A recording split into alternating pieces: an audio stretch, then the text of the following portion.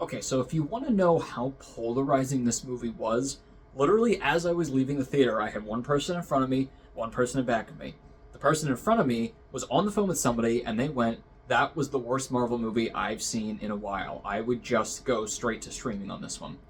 Meanwhile, the person in back of me was like, "I liked it, but maybe I'm just simple."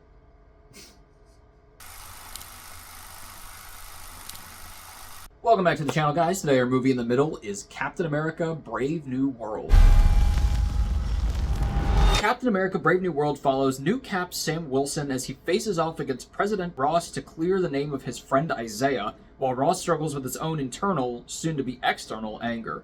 It stars Anthony Mackie, Harrison Ford, Danny Ramirez, Carl Lumbly, Shira, Haas, Tim Blake Nelson, and Giancarlo Esposito. Alright, so this is the first Marvel MCU movie we have gotten this year, and I will be completely honest with you guys, I genuinely have no idea what Marvel fans want anymore. I am at a loss. I'm not saying that the last couple things that we've gotten, generally, except for a couple good ones, have been stellar, but, I mean, come on. I honestly think that people just don't want anything new. They just want the same old, same old. They don't want anything new.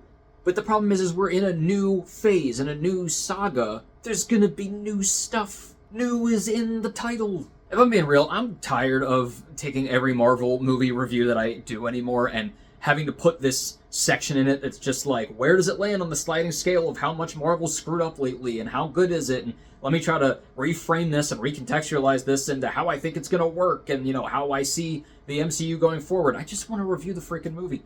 But I do have a lot of thoughts with that, or a little bit of thoughts, so I'm going to save it for the end. Let's just get right into the movie. Starting off with the highs, the new Cap Sam Wilson. I really like seeing him in this role on the big screen, because obviously we've only seen him in Falcon and the Winter Soldier on Disney+, but being able to take him as the new Cap in this big screen movie was really cool, because you can tell that, yeah, he's up against a lot, and there's a lot of pressure on him, and it's cool to see all of the struggles that he's facing, both internally and externally, all the pressure that he's under to prove himself to himself and to the rest of the world, and just to live up to Steve Rogers' name, which comes up so much. And a friend actually pointed out to me that they kind of just consistently make it sound like Steve is dead, and he's not.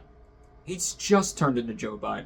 Also, it's so cool to see the shield back in action. I mean, you know, it's one of those weapons that at first I would have never thought, like, oh, this can be like a weapon in and of itself. Like, yeah, you can sometimes fight with a shield once you've lost your weapon, but normally I never think of a shield as a weapon itself. But that thing is awesome. The way it just bounces and the creative ways that they come up with how to use it and throw it, it's just really cool. I just love seeing that weapon. I also love that it was this grounded, war-related, political movie, because we've had a lot recently of the multiverse, the big action, aliens and planets, wacky, blockbuster, or just straight-up meta fan service ones lately. So I'm glad we got to have another grounded one again, which is what I think they are obviously going for. And I do think that they struck that tone and mimicked that tone from the Winter Soldier really well. I genuinely do. I mean, there's all this technology and bunkers, the mind games, the brainwashing, all of that. Is it exactly like Winter Soldier? No, I do think Winter Soldier still does it better, but this one I think was able to recapture that feeling a good amount while also having some other pretty cool stuff in it that wasn't in Winter Soldier. And a lot of people are complaining that it actually seems more like a sequel to Falcon and the Winter Soldier rather than Captain America the Winter Soldier, and I would agree with that. I think it's kind of both, but I don't even mind that. I mean, it's a new character. It's a new version of Cap. There's gonna be slight differences in how it's approached. It's a new phase of Marvel. Also, there are some great emotional moments and character connection, specifically with Isaiah, played by Carl Lumbly, who is awesome in this and Falcon and the Winter Soldier. He just brings this gravity to it. The new Falcon, Joaquin, who at first I thought he was kind of annoying, but then he really brings a lot of the emotion and the heart to the rest of the movie. So that was a really cool change, and I was, able to see that. And there's another one later on that I'm not going to spoil. It kind of shows how far we've come with some of these characters, just how that scene goes. And it was one of my favorite scenes of the whole movie. And my last high is simply Harrison Ford. He exists, he acts, it's a high. Okay, for my middles, let's talk about the Hulk in the room. I think this is a hot freaking take, but I actually think, for the most part, the Hulk stuff worked, at least for me. Did it completely work? No, I'll get to that. But the majority of it, yeah. First off, the Hulk parts themselves are really only one act of this movie. I didn't expect them to make the whole movie surrounding it, and they didn't, and I'm really happy about that. And they took time to build up to it. Yeah, there's parts that are obviously alluding to certain things, and there's other characters that, you know, kind of revolve around this similar, you know, plot point about Hulk stuff and gamma radiation, but the actual Red Hulk part isn't until the last act of the movie, so it's not like it overtakes the rest of the movie anyway. And again, the ways that they built up to it, the foundation they built for it, it not only made sense in the plot with why these things are happening and how it all actually kickstarts, but it does make for some great character development, specifically with Ross. They just built it up and paved the way for it to happen. I just thought that there was some really good, you know, character stuff that came from him and really good moments for this to happen and why it happened. It didn't just seem like they just threw it in to throw it in. Now, I say that, yes, it does feel, in general, why are we doing this now so long after the original Hulk movie? And we kind of did something with that in She-Hulk. They didn't have to do it, but first of all, I always love seeing Hulk stuff, and it is awesome to see another Hulk that isn't whatever this is. And again, sure, they didn't need to do it, but if they were going to, it just makes the most sense to do it in this movie, because you basically have two sides of Marvel. You have, well, maybe three at this point, the meta, audience, fan service, blockbuster stuff, the ones that aren't necessarily fan service or meta like that, but are just wacky, magic, aliens, other planets. And then you have the ones that are really grounded. You have the ones that are all about politics and the street level heroes and government. And that's where Hulk fit the most, at least in terms of the original Hulk movie and a couple of the others, because yes, he's a big green monster. He's also trying to be quieter. He's trying to keep himself calm. He's being hunted down by the government in the original one. So yeah, it's not like a completely perfect setting for the Hulk, but that's where it started.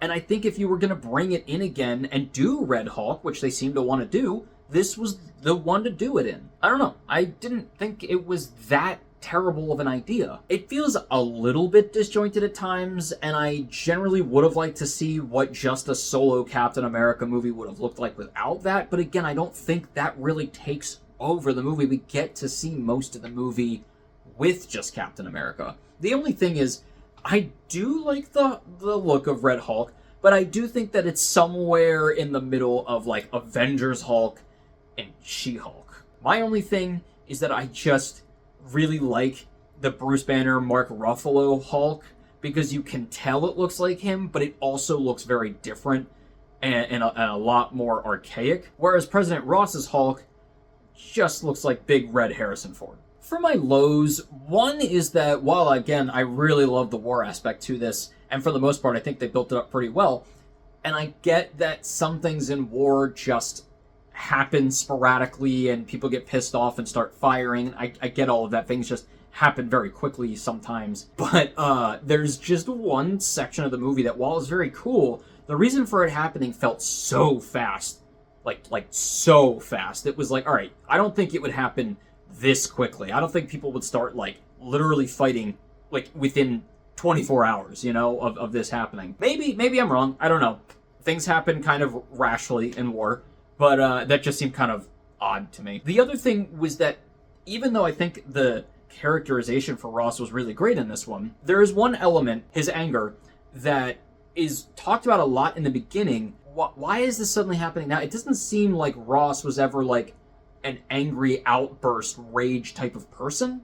It just seemed like he was a dick. There is like an explanation later on, but they made it kind of seem like he's always been like this, and that I don't think has been the case. I think he was just kind of like a stickler government guy, and sometimes he was a jerk, but he was never like an angry person. So, I don't know, that seemed kind of retconned a little bit. Or should I say, redconned? So overall, is Brave New World one of the greatest things we've gotten from Marvel? No. But it's far from what people are saying, at least to me. Some people are tearing this apart, and I am legitimately sitting here like, what are you even talking about? It's not that bad. And honestly, it's made me root for it more just because of that. And listen, I know I did the same thing with Quantumania, where I was like, I literally have no idea what you guys are talking about. I cannot see any of these flaws. Since then, I've come to understand some of the flaws. I still hold that I actually was entertained by it, and I did like a lot of the movie, but I did come down from it a little bit. This one, I do see some of it. I can understand if people were like, it just wasn't my thing, I didn't love it, but I thought it was okay, it was a little bit different, but people are ripping it apart, and I'm like, so many of the reasons just don't even make sense. Brave New World is fun. It's visually great, which I didn't even touch on. The visuals are amazing. It's emotional, it's street level, and it has some really cool ideas and glimmers at the future. And I think we've gotten to a point where Marvel has recognized their mistakes, and they're in the mitigation damage control phase. The problem is a lot of these movies that we're about to get and got a little bit before were made a bit ago, before they kind of got to this point where they were like, all right, limit TV shows, go back to basics, new direction, all that stuff. And I think we're seeing that now. I think this movie is proof of that, because they took this movie and addressed a couple things that they had introduced that they never went back to, and they did it kind of, I don't want to say seamlessly, but like it didn't overtake the plot, it made sense within the plot, and they were able to kind of cover a couple bases. And I think the next couple of movies, while they're not going to be perfect, will do some of those things of kind of closing out, or at least acknowledging a couple of things that they've brought up, so that we can get back on track. Again, I don't want to be that person that's the broken record, like, no, this is going to fix Marvel, this is going to fix Marvel. But I can see it, because this one just seemed like it was touching on some things while also just being a pretty solid movie. It seemed like they were out here to make a solid movie. Was it kind of safe?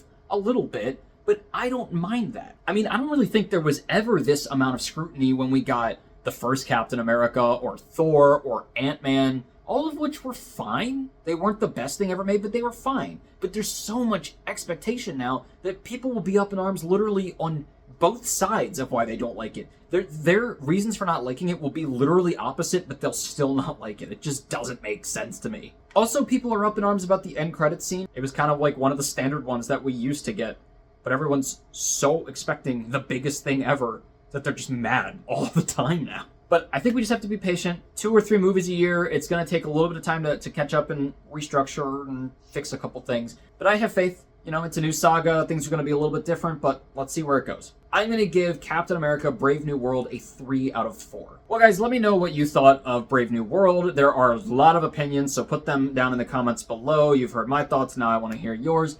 And as always, keep your hopes high, your stress low, and movies right in the middle. I'll see you guys later.